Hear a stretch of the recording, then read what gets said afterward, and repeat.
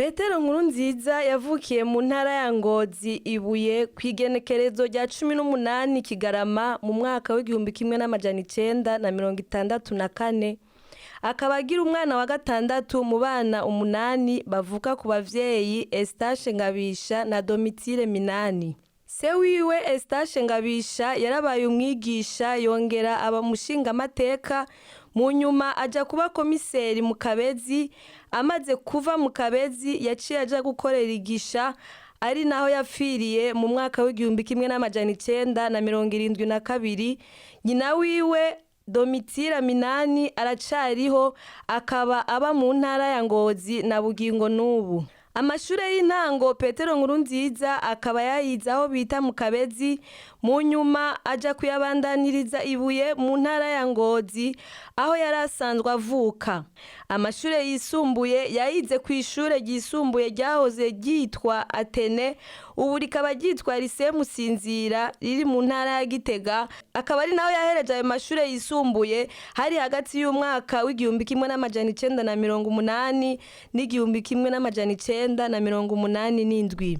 Yari incabwenge mu ishuri kandi akaba yaranzwe no gukunda ivy'inkino kuva mu buto bwiwe. Ahejeje amashure yisumbuye kuri Atene, Nkurunziza yaciye aja kwiga muri kaminuza y'u Burundi.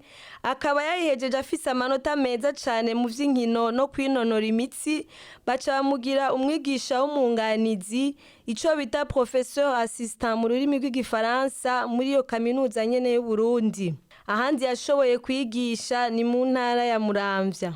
Ugwimo rwateye mu mwaka w'1993 rwakurikiwe n'ubwicanyi bwakorewe abanyeshuri b'abahutu n'izindi ncabwenge muri kaminuza y'u Burundi, bwatumye Petero Nkurunziza ahunga mu mwaka w'1995 ahungira Inyambuye, ari naho yatanguye urugendo mu rugamba rwo guhabuza demokarasi mu muhari witwa ico gihe FDD, Force Démocratique de Défense mu rurimi rw'igifaransa. Mu mwaka w'2001 yaciye atorwa kuba umurongozi w'uwo muhari, wahavuye uhinduka umugambwe wemewe n'amategeko CNDD-FDD mu mwaka w'2004. Uwo mugambwe nyene wahavuye utahukana intsinzi mu matora yabaye mu mwaka w'2005. Mu mwaka w'2003 Petero Nkurunziza yaratowe kuba umushikiranganje w'intwari ibereye ku ntwaro y'imfatakibanza ya President Ndayizeye. Mu mwaka w'1994 Petero Nkurunziza yarubakanye na Denise Bucumi,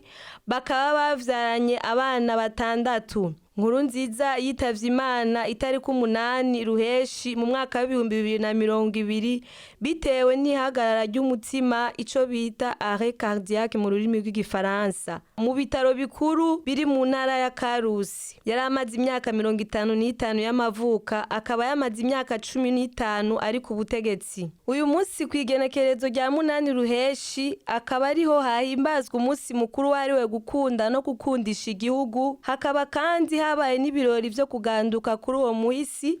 Ivyo birori bikaba vyabereye mu ntara ya Gitega ku murwa mukuru wa politike. Uko umwaka utashe, Igenekerezo rya 8 Ruheshi rizokwama ari umusi uzohora witiriwe Petero Nkurunziza nk'Imboneza Yamaho, kandi akaba ari no kuri iryo genekerezo nyene hazokwama hahimbazwa umusi mukuru wo gukunda no gukundisha igihugu.